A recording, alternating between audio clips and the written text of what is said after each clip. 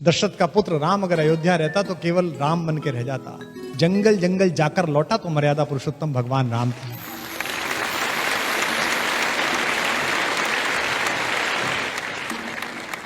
एक शेर मुझे उर्दू का याद आया, आप सबके भगवानों के नाम है, मेरे और आपके सबके। पयंबरों से जमीनें वफा नहीं करती, पयंबरों से जमीनें वफा नहीं करती, हम ऐसे कौन खुदा थे जो अपने घर रहते। अयोध्या छोड़ी राम ने तो अपनी आनुवंशिक पोजीशनिंग छोड़ी। मैं अध्यात्म रामायण पढ़ रहा था तो उसमें बड़ा अच्छा उल्लेख था कि राम जंगल जाएं या ना जाएं, विश्वामित्र इस पे चर्चा कर रहे हैं वशिष्ठ से, तो राम वहां आ गए। तो पिता ने कहा कि तुम यहां मत बैठो, तुम्हारा ये निर्णय नहीं है, राजा का निर्णय मैं और गुरुजी कर लेंगे। राम ने कहा आपका निर्णय है, लेकिन चूंकि मेरे बारे में निर्णय है इसलिए मेरा बैठना जरूरी है, मैं जाऊंगा। उनसे कहा अच्छा जाना ही है तो सेना साथ ले जाओ। तो उन्होंने कहा कि जंगल के लोगों की रक्षा अगर सेना से ही होनी थी और सेना ही ठीक थी तो मेरे जाने से क्या था। पिता ने कहा अंगरक्षक साथ ले जाओ।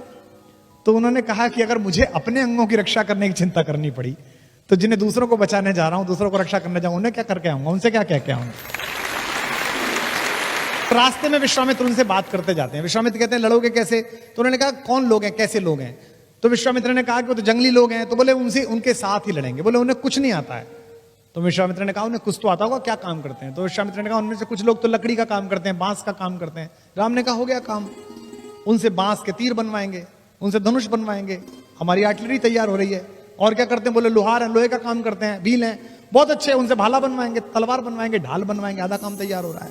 बोले और क्या है, बोले वो पशु पक्षी बांधने का काम करते हैं। बोले उनसे घोड़ों की ट्रेनिंग कराएंगे। तो बोले वो तो अपने काम करेंगे, तुम्हारी सेना में क्यों रहेंगे। उन्होंने कहा सेना में नहीं ले जा रहा, उनको सेल्फ डिफेंस सिखा रहा हूं, आत्मरक्षा सिखा रहा हूं। इस पूरे देश को आताताई सोच के खिलाफ खड़ा करने वाले पहले कमांडर का नाम मर्यादा पुरुषोत्तम राम है, जिसने तैयार किया हुआ।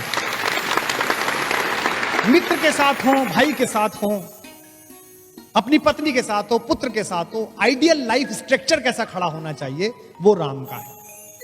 सबसे पहले अपने पिता के साथ, अपने भाइयों के साथ जो उनका व्यवहार है। आप में से कितने लोग जानते हैं, कितनों ने मानस वहां से पढ़ी है कि जब उनका राज्याभिषेक होना था तो उनकी एक ही शिकायत थी केकई से। केकई ने कहा कि बेटा तुम्हारा राज्याभिषेक होना है, तुम राजा बनोगे। तो उन्होंने एक ही शिकायत करी अपनी मां से कि ये कौन सी खराब बात है, हम चार भाई एक साथ पैदा हुए, हम एक साथ पले बढ़े और केवल बड़े का राज सिंहासन मिलेगा, केवल उसका राज्याभिषेक है तो गलत बात है, हम चारों को राज्य मिलना चाहिए। उनकी अकेली शर्त थी जीवन में, यानी कि समाजवाद का पहला स्टेटमेंट, सोशलिज्म का। दूसरा मित्र के नाते वो कहते हैं कि जे न मित्र दुख होए दुखारी, तिनहि बिलोकत पातक भारी। अगर मेरे रहते मित्र दुखी है, चाहे वो सुग्रीव हो, चाहे विभीषण हो, चाहे केवट हो, उसके साथ देते समय जो उनकी विनम्रता है, जो संपत्ति शिव रावणी दीन दिए 10 मात। आपको पता है कि रावण को 10 सिर चढ़ाने पर, मैं ये नहीं मानता कि रावण के 10 सिर थे, हो सकता है कुछ लोग मानते हो।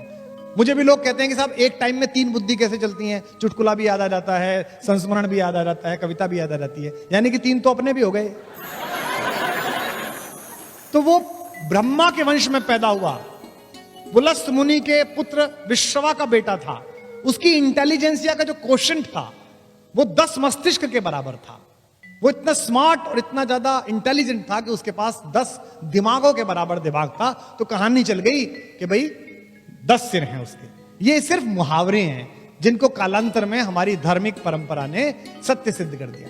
हमारे पूरे धर्म की व्याख्या अधिकांशतः जिन लोगों ने की है वो श्रद्धा पर आयोजित है। भगवान ने ऐसा किया। मुझे राम क्यों प्रिय लगते हैं, राम के जीवन में चमत्कार नहीं है। आपने कभी नहीं देखा होगा राम को कि राम ने यूं करके आकाश में हाथ हिलाया और उसके बाद एक शस्त्र निकाला और फेंक दिया, ऐसा नहीं। सब कुछ अर्जित है जो अपना है। सबसे पहले जब जंगल में मिलने के लिए सारे लोग गए वनवास के समय, तो सबसे पहले प्रथम राम भेटी केकई, सरल स्वभाव भगत मति गई। तीनों मां आकर खड़ी हुई, कौशल्या आकर खड़ी हुई, केकई आकर खड़ी हुई, सुमित्रा आकर खड़ी हुई। राम उठे, राम को पता चला मां आई हैं, गुरु जी आए। सोच के देखिए आप, राम क्या ऐसे हैं कि ये सीनियोरिटी नहीं जानेंगे, हायरार्की नहीं जानते वो, कि पहले अपनी माँ के पैर छूं, फिर सुमित्रा के छूं, फिर केकई के छूं। सबसे छोटी है वो तो, लेकिन उनको पता है कि इनके मन में दुख है, इनके मन में गिल्ट है, इसलिए अगर मैं सबसे पहले पैर छू लूंगा तो ये मानद हो जाएंगी, इनको मान्यता मिल जाएगी। आज मैथिली शरण गुप्त का जन्मदिन है। उन्होंने इस प्रसंग को कहा है कि तदनंतर बैठी सभा उठज के आगे, तदनंतर बैठी सभा उठज के आगे। रात को सब बैठ गए, चांदनी रात है, सब बैठे हुए हैं, बात कर रहे हैं। अब राम को मनाने के लिए लोग आए। तदनंतर बैठी सभा उठज के आगे, नीले वितान के तले दीप बहु जागे। टकटकी लगाए नयन सुरों के थे वे, परिणाम उत्सुक उन भयातुरों के थे वे।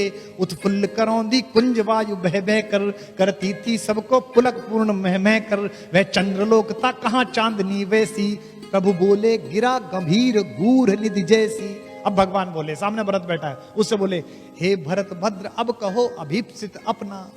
भाई भरत अब बताओ क्या चाहते हो। अब सोचिए जिसके ऊपर इतना आरोप लग रहा है उससे कह रहे हैं क्या चाहते हो।